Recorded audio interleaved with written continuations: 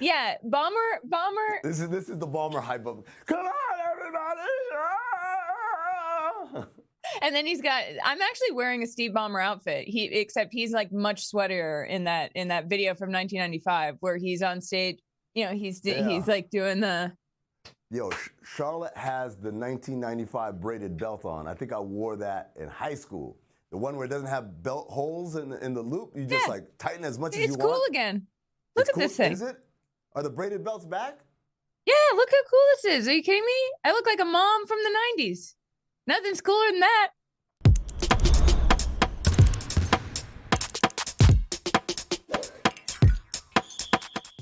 Welcome to Oddball. I'm Amin Elhassan. That is Charlotte Wilder. Say hello, Charlotte.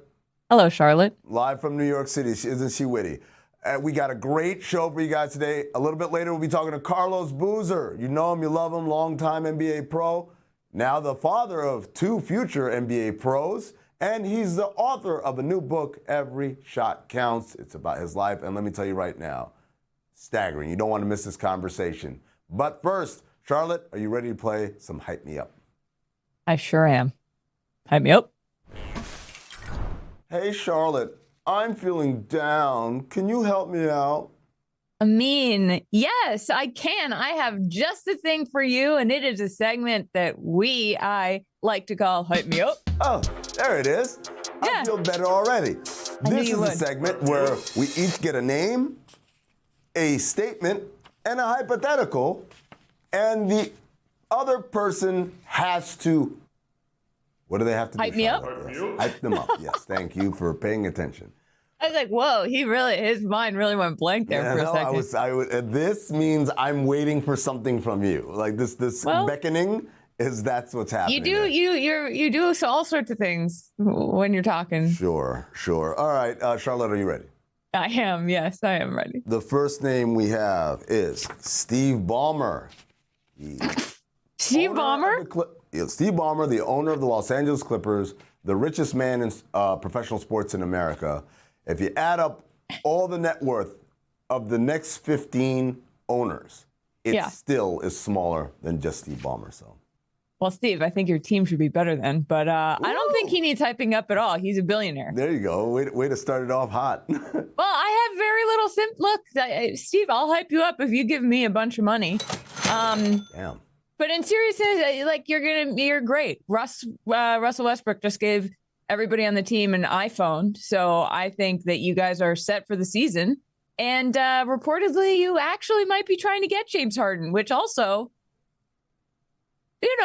we'll see how that goes. But he's a billionaire. He's good. I gotta tell you, you don't get what you paid for anymore in hyping up, huh? Like she turned into a hype me up mercenary, and instantly the service went down because her heart wasn't in it, ladies and gentlemen. Her heart. Yeah, wasn't because who needs he can hype himself up. Charlotte. All right, I mean, money doesn't buy happiness. Okay, well here's one for you. Here's another billionaire for you. You have to hype up Mark Cuban.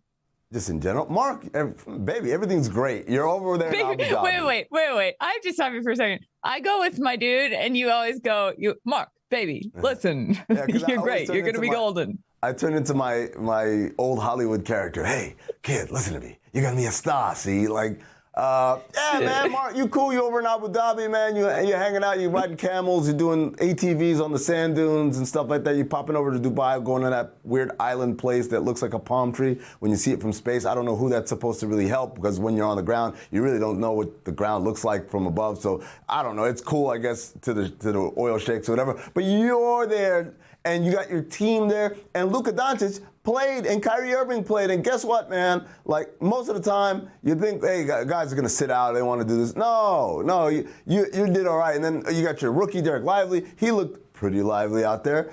It doesn't matter that you guys got blown out by like 30 to the Minnesota Timberwolves and Anthony Edwards didn't even play. That's irrelevant. It's preseason. It's about having a good time, shaking hands, kissing babies, and getting ready to come back home where the real work begins. Wow. That was a better billionaire hype up than mine. Look, man, because I know money doesn't buy happiness. People walk around thinking, oh, he's a billionaire. He doesn't need to be hyped up. Yeah, man, sometimes you wake up and you just don't feel like going through the day, Charlotte. And that's where we come in. We're supposed to help these people say, you know what? You put on those slippers. You brush those teeth. You get in that shower and you attack the day with that billionaire ferocity. Also, all right. I tell you what I mean. Let's do next week or in a few weeks. I'll try to hype up Steve Ballmer again, and I'll try to do a better job. Also, do you think Steve Ballmer is sad that Russell Westbrook bought Apple products? Yes, I do. He's like, what about Intel Inside? Yeah. What about Zooms? You could have got everyone Zooms. What? Russell, if you really care. What about, does Microsoft have a phone? They did. They discontinued it. Yeah. Sorry, Steve. I mean, he doesn't work anymore, but still. The statement for you, Charlotte. Brad Stevens on the Drew Holiday trade got to pay a good price for things. Got to pay a good price for things. I almost decapitated myself with that one. Brad, my dude. Okay, I love this. Yes, you do have to pay a good price for things. Did you ship off some of the players that I love that I thought were the heart and soul of the team? Maybe. That doesn't matter because you got the thing that you paid for. You got Drew Holiday. And listen, this is sort of like girl math. Like the other day, I bought a jumpsuit that was way too expensive, but I justified it by telling myself that I was going to wear this all the time. This was going to pay for itself. And you know what? If Drew Holiday brings you that championship, he's going to pay for himself. And I think girl math and basketball math actually might be very similar. And I think this is something that everybody's been sleeping on. So, Brad, I am with you. You got to pay for nice things. You did an amazing job, buddy. Finals, here we come. I'll be honest. I still don't understand the whole girl math, boy math thing. I'll be seeing it on the internet and on the social medias, and I'm like, I don't get it. Well, it's pretty dumb. Okay. Okay, are you ready? Sure. Spurs Victor Wembanyama says, quote, no limitations on his role. Vic, of course there are no limitations. The world is your oyster. Or as they say in France, the world is your oyster. Du monde est... Oh, that's Spanish. Monde, I know, is French. Du monde est oyster. Oyster, yeah. No, man. Look, you're a 7'3" dude with a 7'9" wingspan who can shoot threes, crossover, bring the ball up, post up, and block shots and dunk on people. There should be no limitations. When people ask what's your position, you should say basketball. That's my position, because I could do it all on the floor. I challenge Greg Popovich to use you in the most creative ways. I want to see you play the 1. I want to see you play the 2. I want to see you play the 3. I want to see you play the 4. Ironically, I don't want to see you play the 5. Keep spacing it out. Don't let them turn you into some lumbering Frankenstein. He had Boban before. Boban's super skilled. He could shoot, he could pass, he does all these tricks. What did Pop do? Yawn, throw him in the block, make him this big kind of tall, stiff guy. Nah, man. Vic, you come in there and you say, hey, I'm running point on day 1. And if you don't want me at point, I'll run on the wing, catching and shooting and coming up down screens. That's what I want to see out of you, Vic. And I know you can do it. You know why? Because there are no limitations. The limitations do not exist. Pas de limitations. What is that from? The limit does not exist. Is that from Mean Girls? Yes. The limit does not exist. Le limitation. Is it October 3rd? C'est non existant. On October 3rd, he asked me what day it was. It's October 3rd. I only know that because on October 3rd, everyone posted that. Yeah, it's like April 26th from Miss Congeniality when it's like, what's your ideal date? She's like, April 26th, not too hot, not too cold. You can wear a light jacket. Here's your hypothetical shot. I was going to ask you what's your ideal date, but then I decided against it. LeBron James. I like September, early September. LeBron James will not play in Saturday's preseason opener. Oh, my dude. Amazing call. You are a legend. You've got nothing to prove, certainly nothing to prove in preseason. You're the oldest player in the league. And I say that I'm not negging you.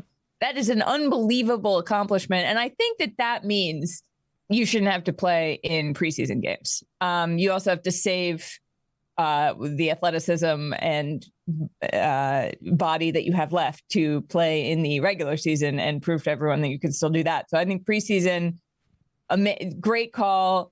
Sit out, ice your knees, put some icy hot on, wrap yourself up in, whatever ace bandage is cool these days, and and get ready to take on the world. Charlotte, do you think he plays in Rudy or something like Ace Bandages and Icy Hot? This man pays 7 figures a year in body maintenance. For like cryotherapy? I don't know. Yeah, I mean, like, get some Ace Bandages. I'm old school. I think there's nothing Icy Hot can't fix. Are you ready? What's my hypothetical? Yeah. Jalen Green is ready to lead the Houston Rockets ascension. All right, so this it's like a hypothetical for the future. It's like Jalen Green leads the Rockets. Yes, I know, and I also know why we have this hypothetical, because our producer Hollywood is from Houston. He's a long-suffering Rockets fan, and he thinks that this might be it. This might be. So we really need to hype up Hollywood in this case. We don't need to hype up Jalen Green as much as. Hey, Hollywood. Hey, look at me. There you go. Eye contact. The Houston Rockets were one of the worst teams in the league the last couple of years. You know what that means? Only way you can go is up, baby. There you go. Bring in Fred VanVleet, bring in Jeff Green, bring in Dylan Brooks, and guess what? These guys are pros. Pros. 2 out of the 3 have won a championship. So they're going to walk in there with that championship swagger and say, hey, how you young boys doing this? That ain't supposed to do it like that. You're supposed to do it like this. And you know what? The young guys are going to be like, geez, these guys have come from the mountaintop. They brandish jewelry, gemstones that I want to have in my life. How can I get those gemstones? You know what? By eating my Wheaties every day, by getting 7 hours of sleep, by coming in and getting shots before and after practice, by stretching, by icing, by doing all Icy hot that the vets do. And when I do that, Jalen Green, because I am the most talented player on the roster, I will then carry everyone like a rocket ship into the sky, taking us to immortality one day, one step at a time, one small step for man, one giant step for the Houston Rockets fan base. Mission Control is not where the Rockets take off from? No. They take off, well, no. Like the room with all the computers and stuff and everyone high-fiving when they get them back. That's not near where the rocket takes off? No, it's a different state. I guess that makes sense, because if it's a rocket, then you don't want to be too close. Hey, Charlotte, how close are you to the Mission Control here for this show? Oh, thousands of miles away. But we've got a Mission Control here. The Rockets are actually closer. We got John, we got Thomas, we got, I can't see. It's very dark. No. We got Alex in there. Look at that. I have my own Mission Control now. I mean, I don't know if you've heard, I'm in a studio. I hadn't. I don't need to be hyped up at all. Clearly. Hey, Georgia Tech Spirit Week continues. We're going to get them tomorrow. We're going to get them Gators or whatever the hell they call it. Not Gators. Hurricanes. We're going to get them Hurricanes. I love sports, and I love Georgia Tech. Go team. Go Jackets.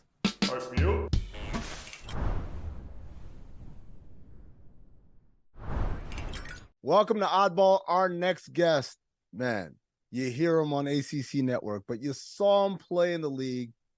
He was incredible. He was an all-star. He is a 2-time Olympian, including gold medalist in 2008. And he went to that school down in North Carolina. I don't know. It's named after like a cigarette company. I don't know. His name's Carlos Boozer. What's up, Booze? What's up? How you guys doing? Great. Thanks for joining the show. You have your new book that's come out, Every Shot Counts. I read it, and I gotta say, there you go, you're holding it up right there. I did not expect I'm gonna say this, and I don't want this to sound insulting in any way. If someone told me Carlos Boozer wrote a book about his life, I'm like, I mean, okay, so he played in the league and he went to Duke, whatever. Right. And then I read your book and I was like, wow, I had no idea I don't even call it depth. It's bizarre. I mean, even things like growing up in Alaska, I knew you grew up in Alaska. I knew your father was in the military. I had always assumed, oh, y'all were in Alaska because your dad was stationed there, and that's why you were there, just like why you were born in Germany. And come to find out, no, you guys grew up in D.C. and then moved because of a really traumatic experience. Yeah, but that's the reason why I wanted to write the book, man. This is like something that I've been carrying with me for a long time. Obviously, one of the biggest things was, I'm 41, turning 42. I got 4 kids, and I've lived a hell of a life, and I wanted to tell my story and how it began and some of the triumphs, but also some of the tribulations I've been through with the hopes of trying to inspire somebody else, other kids who have a goal, other kids who have a dream. They run into a roadblock and they decide, do I keep going or do I pivot? And my advice would be keep going. Early in life, my best friend got shot and killed in DC to gang violence, and my parents ushered us out of there. We went to Alaska and everything opened up. It was like, my mom and dad had 5 kids. All 5 of us went to college. All 5 of us graduated. But if we stayed in DC, who knows, what the outcome could have been, right? So that's just the beginning. There's so many more stories along the way. Like I remember I'm 12 years old. I'm in 7th grade. You go into class and the teacher says, hey, let us know, what you want to do when you grow up. Write it on a piece of paper. So I say, hey, I want to go to the NBA. Mm-hmm. And the teacher tells me, you should lower your expectations and think about maybe working at Costco or the local grocery store. This is coming from my 7th grade teacher. No, and I live in a household where my parents allowed me to be a dreamer. I'm a big time dreamer. My parents allowed me to dream, and then I go to school. And so in that moment, I could have either got cheered and discouraged and decided to be like, well, dang, I guess Costco was it. But instead, I decided not to listen to my 7th grade teacher and keep going after my goal. So I would just tell kids out there, you're going to run into roadblocks 9 times out of 10. And that's God's way of testing you to see how bad you really want whatever you want. And I wanted it pretty bad. That's wild, man. Like she didn't even say, hey man, you could be an accountant, or like she went Costco or the gas station. True story. Yep. Jeez, man. I do want to follow up about, the death of your best friend, Chris. Yeah. I obviously, like I said, a traumatic experience for anyone, let alone a 6-year-old. Mm-hmm. But I think the thing that surprised me the most was you didn't talk about this with your parents, with your sister, who you're very close with anyone, up until you put it in the book.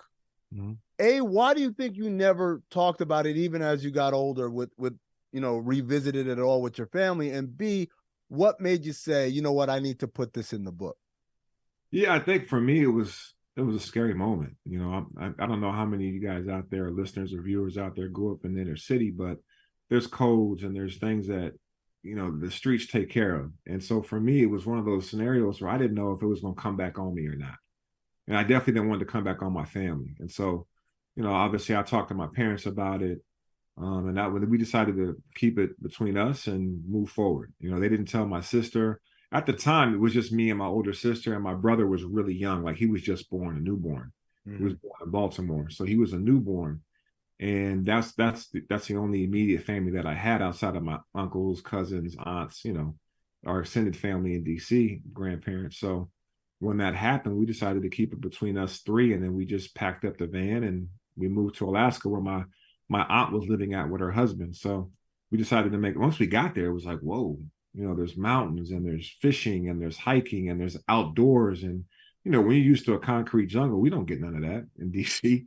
When you go to Alaska, you get everything outdoors without the inner city. So you have the ocean, you got mountain climbing, I'm snowboarding, I'm getting used to a different type of people because it's a lot of Native Americans and a lot of Caucasians. And growing up in DC at that time, I was around only Black people, only. Mm-hmm. So it really opened my eyes to a different world, that there's more out there than what I was used to. Carlos, when you put this in your book, the writing and the storytelling and the way that you expressed it is so vivid. And I was also so impressed by your willingness to put that event out there in its fullness and the complexity of it. Something that struck me as just so poignant was when you said on the road, when you were in the NBA, it would come back to you in those moments on the road. And I'm just sort of interested in the process of working through it yourself. Yeah, I think one of the big things, especially in my community, is we don't really get therapy. We really don't get a chance to deal with childhood traumas. And this was a major childhood trauma that I went through, that I had kind of like, swept under the rug, which is what typically most of us do in our generation. And I was like, I definitely need to get help. I need to go see somebody and talk to somebody. And for me, it started with my family. I talked to my parents about it. I went and saw a therapist about it, just because, not in a way where it was like daunting hanging over me, but it was ever so present, especially, when I got back to Chicago and we played the Wizards, 4 times a year. Every time I ever played DC, it automatically brought back crazy memories. And I think writing the book was therapeutic in that respect. It was also a healing mechanism at times too, because so many times you push it all the way to the back of your memory bank, right? Because you don't really want to think about the tragedies or the failures or that kind of stuff. But at the same time, when I wrote it, I'm thinking, like, I got to honor him. This is a story about someone who's my best friend that nobody knows about. So I need to let people know how much he means to me. Did you ever go back and figure out, as far as the guy who perpetrated it? Yeah, I've gotten asked that a lot today, and I think, as a 6-year-old, it really wasn't up to me. But I spoke to Chris's mom on many occasions, and she obviously put the call out to the police and so on and so forth. But to my knowledge, he was never found. To my knowledge, but I haven't gone back as an adult to try to dig it up even more. And it's interesting because, this the other day, I saw that they finally arrested somebody for Tupac's murder after 27 years later. Right. And it made me think, like, to make the call and try to go back to DC and to the precinct to see if something ever happened. It's a beautiful testament to Chris, to the way you wrote about him and kept his memory alive. Switching gears a tiny bit, speaking of family, your sons, Cameron and Caden, are star prospects in the 2025 class. I've watched that. Anytime they're on, there's high school basketball on ESPN, I'm like, oh, those are Carlos Boozer's kids. What has it been like for you watching them ascend? And is there any way you would let them go anywhere else but Duke? Yeah. No, honestly, it's been awesome. I mean, they're hungry kids.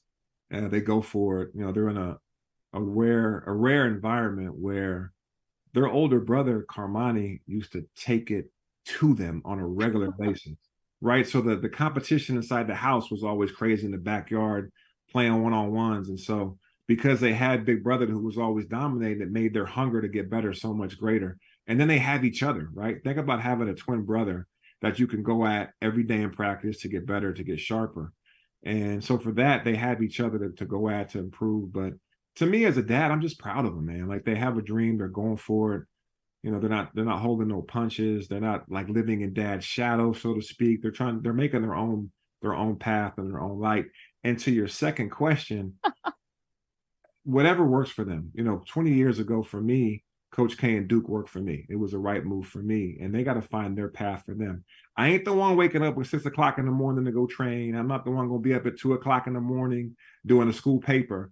They will be. So they got to be able to live with their decision and come to a good recognition of who they really trust as a coach, what program they really like, and they're going through that process. But I'll also say that no matter where they go, I'll be the first dad in the door with that hat on, with their jersey, rocking their jersey, whether it's Blue Devils or not.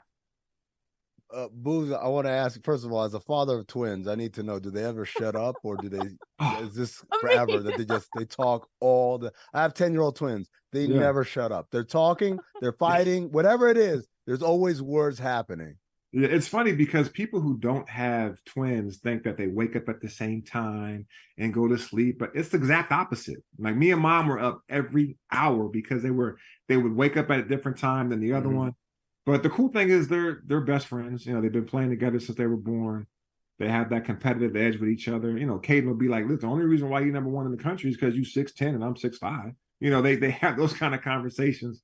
But it's cool that they have each other. They're going to go to college together, and that way they always got a best friend next to them. If they go through something on campus, they got somebody to talk to with them right there, which most of us didn't have. We go to college and we got to figure it out on our own. So I'm excited about that for them.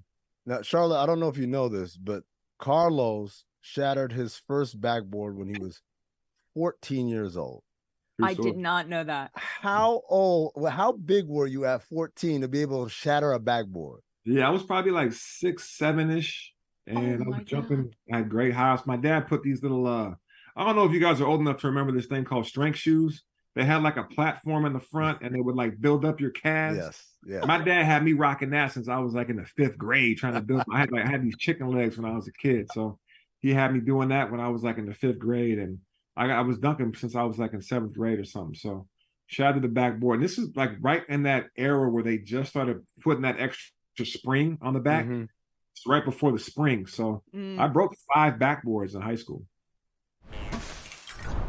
That's part 1 of our conversation with Carlos Boozer. You don't want to miss part 2 next week on Oddball.